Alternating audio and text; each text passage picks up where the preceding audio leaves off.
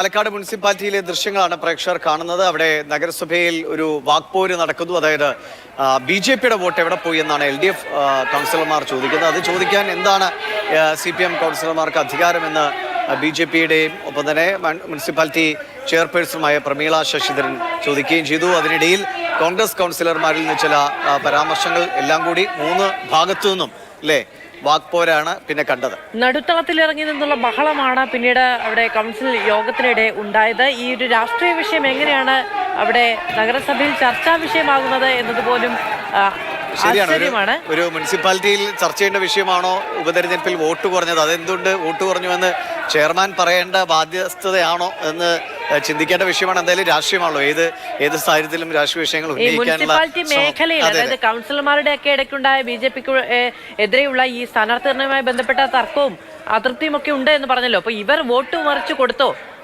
ഇവിടെയുള്ള വോട്ട് കൂടുതൽ കൊണ്ടാണ് കോൺഗ്രസ് വിജയിച്ചത് എങ്കിൽ കൗൺസിലർമാർ വോട്ട് മറിച്ചു കൊടുത്തോ? നഗരസഭയ്ക്ക് ഇതിൽ പങ്കുണ്ടോ? തുടങ്ങിയ രാഷ്ട്രീയ വിമർശനങ്ങളായിരിക്കാം ഒരുപക്ഷെ LDF മുന്നോട്ട് വെക്കുന്നത്. അതിൽ നിന്ന് വരുന്ന രാഷ്ട്രീയ സാധ്യതകൾ തേടുകയായിരിക്കും. എന്തായാലും ഗൂഗിൾ തുടരുന്നുണ്ടെന്ന് പ്രതീക്ഷിക്കുന്നു. ഗൂഗിൾ, ഇതൊരു കയ്യാങ്കളിയിലേക്ക് പോയോ അതൊരു വാക്യുദ്ധമായിരുന്നോ?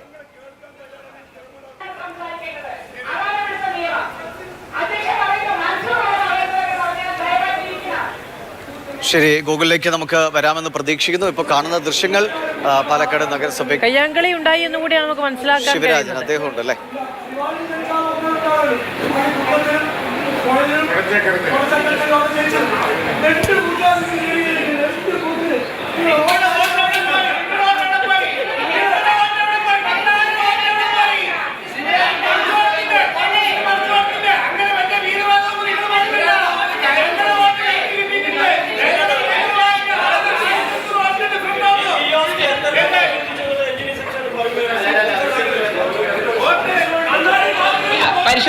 പരിശോധിച്ചിട്ട് മറുപടി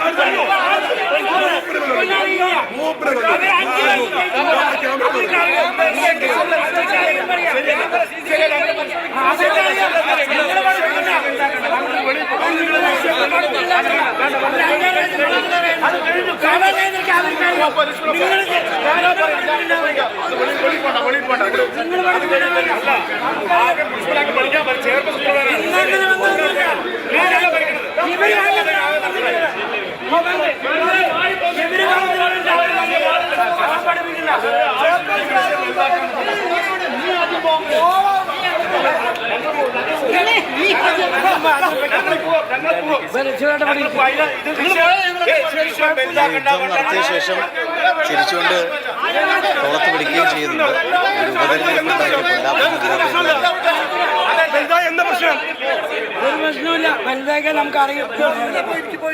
ശരി ഗോകുലേ, ഇതിപ്പോ കയ്യാങ്കളിയിലേക്ക് പോയി പിന്നെ രമ്യതയിൽ പ്രശ്നം പരിഹരിക്കുകയും ചെയ്യുന്നുണ്ട്. ഇത് എന്തൊക്കെ ചർച്ചകളാണ് നടന്നത്? മുനിസിപ്പാലിറ്റിയിൽ വേറെ എന്തൊക്കെ അവിടുത്തെ വികസന പ്രശ്നങ്ങളായിരുന്നു, അതുകൊണ്ടാണ് വോട്ട് പോയെന്നാണ് ചർച്ചയെങ്കിൽ ഇന്നിപ്പോ നിങ്ങളുടെ വോട്ട് എവിടെ പോയി എന്ന് പ്രതിപക്ഷം ചോദിക്കുന്നു. അതിന് നിങ്ങൾ എന്തിനാണ് ചോദിക്കുന്നതെന്ന് ഭരണപക്ഷം പറയുന്നു. എന്തൊക്കെയാണ് സംഭവിച്ചത്? അവസാനം എല്ലാവരും സൗഹൃദത്തിൽ അവസാനിപ്പിച്ചോ? ഇപ്പോൾ വീണ്ടും ചർച്ച തുടരുകയാണ്, സമാധാനപരമായി തന്നെ ചർച്ച തുടരുകയാണ്. ഇതിനിടയിൽ ചെയർപേഴ്സൺ പ്രമീള ശശിധരൻ പറഞ്ഞത് ഇനി രാഷ്ട്രീയ ചർച്ചകൾ ഒഴിവാക്കാം, മറ്റ് കാര്യങ്ങൾ പാലക്കാടിന്റെ മൊത്തത്തിലുള്ള കാര്യങ്ങളും വികസന പ്രശ്നങ്ങളും ചർച്ചയാകാം എന്നുള്ളതാണ്. നെൽകർഷകരെ സംബന്ധിച്ചൊരു പ്രമേയം ഈ നഗരസഭയിൽ വരികയും അതിൽ ചർച്ച നടക്കുകയായിരുന്നു. അതിനിടയിലാണ് രാഷ്ട്രീയ പ്രത്യാരോപണങ്ങളുണ്ടായി. അതിനിടയിലാണ് ഈ വിഷയം, അതായത് ഉപതെരഞ്ഞെടുപ്പിൽ ഒരു ചർച്ചയായി വന്നത്. ഉപതെരഞ്ഞെടുപ്പിൽ ഇങ്ങനെ വോട്ട് കുറഞ്ഞത് സംബന്ധിച്ച് LDF-ഉം അതോടൊപ്പം തന്നെ BJP-യും തമ്മിൽ പരസ്പര വാഗ്വാദങ്ങളുണ്ടായി. അങ്ങനെയാണ് ഇതൊരു സംഘർഷത്തിലേക്ക് വന്നത്. അതിനിടയിൽ കോൺഗ്രസ് അതിനിടയിൽ തങ്ങളുടെ ഭാഗം പറയാൻ നിന്നപ്പോൾ അത് ആദ്യം പ്രമീള ശശിധരൻ അത് അവസരം നൽകിയില്ല, തുടക്കം അവസരം നൽകിയില്ല, മറ്റൊരു കൗൺസിലർക്കാണ് അവസരം നൽകിയത്. അതിനെ ചൊല്ലിയാണ് ഈ കൗൺസിലിൽ ബഹളങ്ങൾ ഉണ്ടായത്. നടുത്തളത്തിലിറങ്ങി പരസ്പരം ഒരു സംഘർഷം കയ്യാങ്കളി എന്നുള്ള നിലയിലേക്ക് പോയി. പക്ഷെ അത് പെട്ടെന്ന് തന്നെ പിന്നീട് രമ്യതയിൽ പരിഹരിച്ചപ്പോൾ കൗൺസിൽ യോഗം നടന്നുകൊണ്ടിരിക്കുകയാണ്.